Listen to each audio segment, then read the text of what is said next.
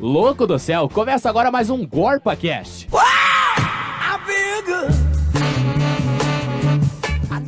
Começa agora mais um GorpaCast de política. Eu sou Renata Giordani, estou aqui com minha companheira Laura Rodrigues. Olá. E nossos convidados especiais, a Paula Claro.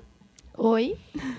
Esqueci seu nome. Nossa! O Frederico Fontes. Nossa. Ai, me desculpa. Ela trabalha com o cara há 2 Não, anos. beleza. Eu tenho só. esses bugs às vezes. Desculpa, Fred. Vamos começar aqui a revoltar. Bolsonaro. Não, mentira. O quê? Sai do estudo. Fred, sai da faculdade. Não, Pessoal, Luciano Huck. Hoje nós vamos falar sobre alguns assuntos mais impactantes do mês na política. Entre eles, a reforma política que está tramitando agora no mês de agosto no Congresso. E alguns giros sobre a semana, sobre coisas mais polêmicas, beleza?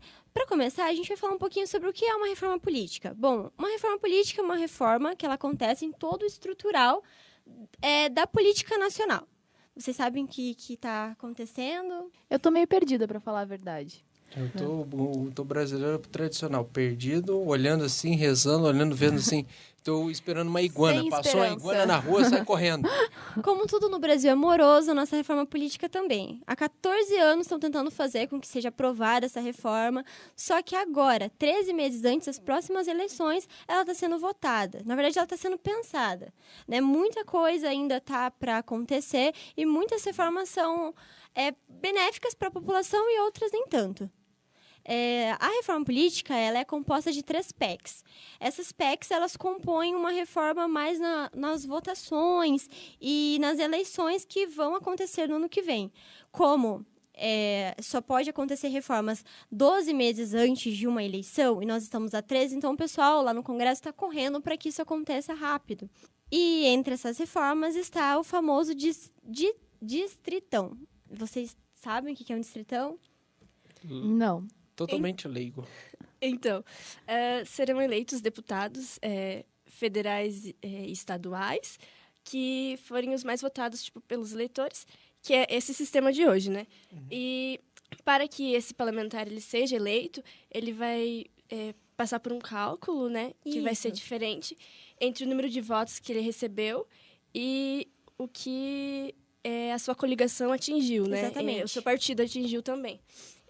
E daí, em 2022, essa nova regra ela passaria a valer se ela fosse porque assim, hoje nós temos aprovada. uma forma de eleição que muitas pessoas não sabem, mas é uma forma de eleição proporcional. Ela é pelas suas coligações e pelo coeficiente de votos. Então, quando você vota em um eleitor, você não está votando nele, você está votando no partido dele e muitas outras pessoas que entram junto com esse candidato. E como muitas pessoas não sabem, acabam entrando algumas outras pessoas aleatórias, como bolsonaros da vida, no Congresso sem a gente eleger eles diretamente. Isso é algo muito negativo. Vamos prestar atenção nesses votos de legenda, galera. Bem-vindo, Tiririca.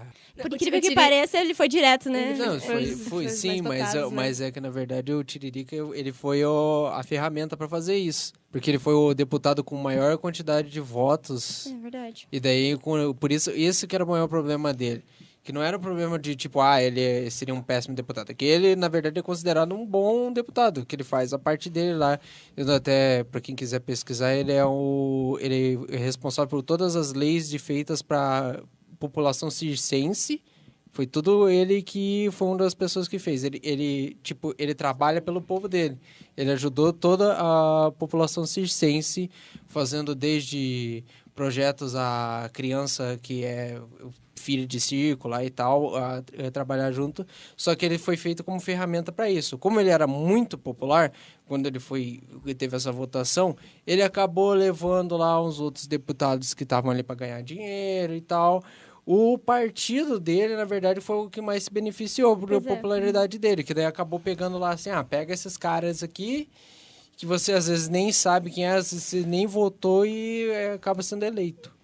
A O gente Tiririca, inclusive, declarou agora que ele não vai mais concorrer, né, para deputado pela decepção, inclusive, disso, de ele ter levado pessoas que foram a partir dele e ele acabou, assim, meio que se decepcionando com a política. Porque ele, querendo ou não, ele é um deputado, assim, foi o mais votado, mas ele não tem uma voz forte dentro da Câmara. Projetos dele, apesar de ter aprovado muito, ele ainda, é meio que ignorado ali dentro, digamos assim, Com né? certeza, ele é um no meio de todas do partido, das próprias coligações que, né? A gente sabe, nós temos um Congresso extremamente conservador hoje em dia. E falar de arte, cultura, é algo que nós vimos. Assim que o Temer entrou, a primeira coisa que ele cortou foi o Ministério da Cultura. Então, né, o que nós esperamos de um Congresso dessa forma? E o distritão é essa formação de distritos onde pessoas elas se elegem pela quantidade mesmo de votos. Em parte é algo legal, mas em parte também facilita com que os partidos políticos eles elejam coronéis. Então, pessoas extremamente influentes dentro de cada partido que vão ser. Porque, assim, o partido ele vai poder indicar. Então, o partido lá vai indicar uma pessoa e só vai poder ser votado nessa pessoa daquele partido. Então, o resto dos candidatos, eles vão ficar avulsos ali, não vão poder ser votados. Então, isso também é uma parte negativa desse distritão. Falamos do fundo eleitoral também, então, que está dentro dessa reforma política, né? Já faz Isso. algum tempo. O fundo eleitoral é, assim, uma das PECs dessa reforma seria o fundo para financiamento da campanha eleitoral. O que seria isso? A gente sabe que atualmente no Brasil, cada pessoa, cada partido e tudo mais, ele se elege a partir de fundos que são cedidos a ele, né, a partir de negociatas de empresas privadas. Essas empresas privadas não são CPFs, são CNPJs, né? E, por exemplo, a gente tem um caso, vou dar um exemplo para ficar mais ilustrativo, a JBS que financiou a campanha do PSDB e do PT, e isso acontece em vários outros partidos. Para que não haja esse tipo de corrupção na hora das eleições, eles estão propondo que haja um fundo público eleitoral, onde o Estado ia pagar para que ocorresse campanhas eleitorais. Só que esse valor é muito alto, são bilhões de reais que serão investidos em campanhas eleitorais. Seriam cerca de 3 bilhões de reais, né, para fundo de campanha. Então, você imagina, são 3 bilhões de reais retirados da saúde e da educação, que seriam utilizados para financiar campanhas políticas pelo Brasil todo. Mais um furo na nossa economia, de novo. É uma delícia, eu adoro esse país. Cada dia da minha vida penso em mudar para um país diferente. Anualmente seriam cerca de 800 milhões de reais que seriam destinados dos cofres públicos para os fundos partidários. Então, é realmente revoltante.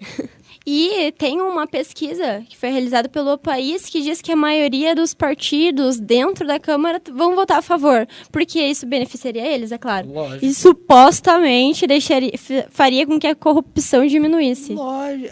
Não. Odebrecht que eu diga. Em certo ponto, a corrupção diminuiria um pouco nesse sentido. Só que ainda assim,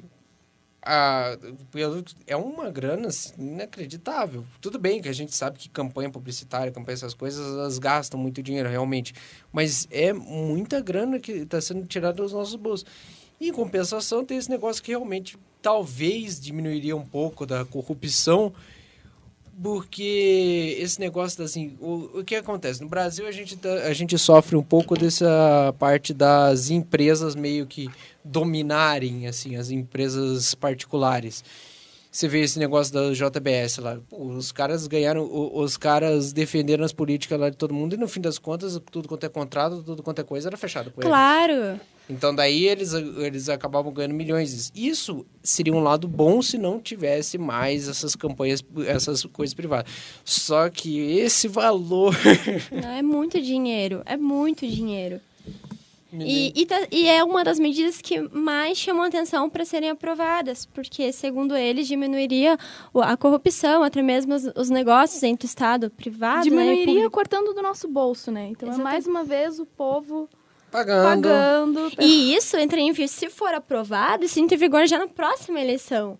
Ou seja, a gente está vivendo um momento na educação brasileira já de muitos cortes. Imagina, mas 3 bilhões é muito dinheiro. Isso a gente pode entrar também nessa proposta de reajuste que teve do orçamento para o aumento do salário dos ministros, né? Que, inclusive, a Carmen Lúcia, ela barrou essa medida, né? Esse reajuste. E e dificulta, então, daí o aumento salarial para eles. Eles queriam Ainda um bem, aumento de Graças a 16%. Como é que novo, pode, gente? E aí, ela, hoje... Não tem cabimento. Assim, a remuneração máxima para o judiciário é de R$33 mil. Aí, se fosse concedido esse aumento, ele passaria para 39 mil. Aí, a Carmen Lúcia acabou dizendo que, com o momento atual, com 40 anos de magistrado que ela tem, esse é o pior momento da economia do país. Então, seria meio que ridículo ela aprovar esse aumento para o judiciário. E ela foi bem clara nesse sentido, né? Graças a Deus, sensatez um pouquinho. E existem outras propostas também, que assim, foram propostas sugeridas, mas não foram aceitas, então elas foram retiradas da proposta de emenda constitucional, que é a reforma política, que é a emenda Lula, que eles pretendiam estender de 15 dias para 8 meses antes das eleições, o período em que um candidato ele não poderia ser preso. Só que foi retirada porque isso pegou muito mal, né? Por que será, né?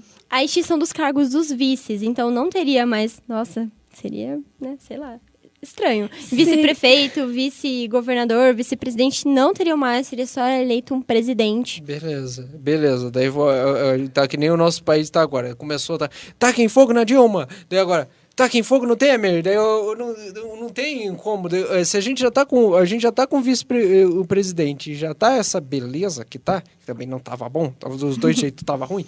Daí ia pegar naquela época e ia cair na mão de quem? Quem que era? Era o quem que era o... O Maia, né? Não, deputado da Câmara dos Senados. Seria o mais votado, né? Não. Era... Eu esqueci o nome dele agora, que foi o cara que fez que foi um dos principais que fez a delação lá pra tirarem a Dilma do poder. Eduardo Cunha? Isso, que na época quem ia tomar... Quem verdade, ia ficar quem ia Eduardo ficar, Cunha. quem ia ficar de presidente ia ser Eduardo Cunha. Essa é a ideia deles, sem Nossa. vice... Nossa, Cada pesado. cada vez mais parlamentarista. Melhor piadinha que eu vi naquela época foi assim, os caras falaram assim, vocês têm que pensar que o Brasil é Gotham City, o Batman morreu, o Coringa é a Dilma e vocês têm que torcer para que o Pinguim mate o Coringa. Que coisa triste. Ai, meu Deus. Nossa, que triste.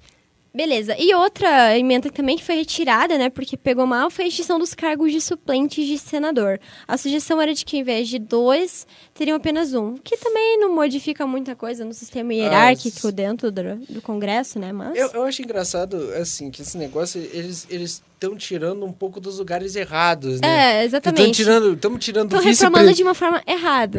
Estão tirando o vice-presidente, que é basicamente o cara que tá vendo essa bomba aqui? Segura!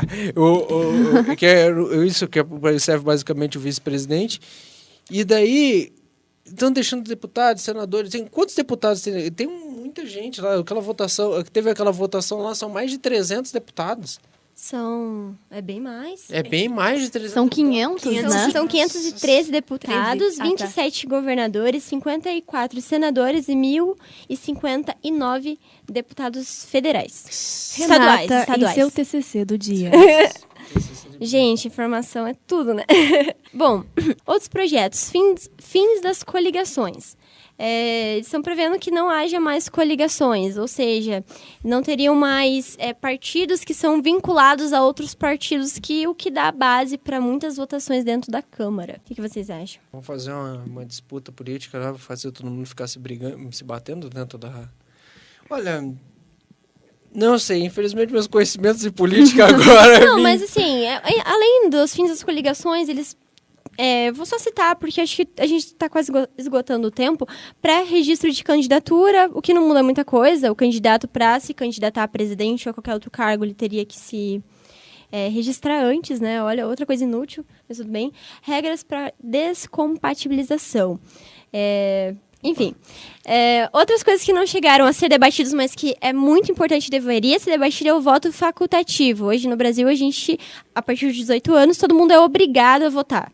Dos 16 aos 18 é facultativo, mas é algo que deveria ser falado, porque a gente tem um número muito alto de votos nulos, em brancos e tudo mais. Não tem nada aí? O quê? De fazer o voto não ser mais obrigatório? Não, nem chegou a ser debatido o Ah. voto facultativo. Tristeza. Agora me deu muita vontade de chorar. Gente, eu sou até uma classificação. Até um... Fred, uma pessoa assim. Não, eu sou revoltado agora. Tô revoltado aqui. Luciano Huck pra presidente. Ai, que horror. Eu prefiro. Sinceramente, como tá o país, eu quero o Luciano Huck. Ele vai fazer os projetos. Porra, de Fred. casa. Você imagina, Fred. em 2018, quem vai votar em algum presidente? Vai ter muito voto nulo, muito Gente, voto em branco. Gente, olha, sinceramente, Luciano Huck era a solução. Porque, tipo, se você pensar bem, ó, pense bem. Você é louco? Você é louco? Você quem que tem? Tem o Bolsonaro, daí o Ciro Gomes. Nossa senhora. Daí me veio o Lula, talvez, né? Daí, se me aparecer o Lula lá no desespero, eu pulo da janela, não. Quem mais? Ai, tinha alguns candidatos, Aécio, né? sei lá, não. Não, ele Esse não, não. nem pode. Chega. Parou aí. Não, então, por isso às vezes É. botar o Luciano Huck lá era menos mal. Beleza, gente, esse foi o nosso GorpaCast de política de hoje. Eu quero agradecer a minha companheira Laura Rodrigues e aos nossos convidados. É isso aí, gente. Lembrou meu nome? Fred, inclusive, que tá se despedindo daqui. Da rádio. Dá tchauzinho, Fred. Tchau, tchau. Quem tá vendo? Luciano Huck, 2018. O Fred que esteve com a gente desde o começo do primeiro ano. A gente agradece muito a paciência, vai deixar saudades. Vou começar a chorar aqui. Saudades, Fred. Saudades. Não faça, Fred. não faça. Fred que atendia Não a faça. gente de última hora, Vocês né? vão fazer Pra eu edições. chorar? Ah, que bonitinho. Agora a gente tem um novo editor aqui, o Bruno. Bem-vindo, Bruno. O Fred, Bem-vindo, o Fred Bruno. 2. O novo Chalaça, como diz os meninos. Enfim. E é isso aí, pessoal. Muito obrigado pelo acompanhamento e até a próxima. Tchau, tchau. Valeu! Falou!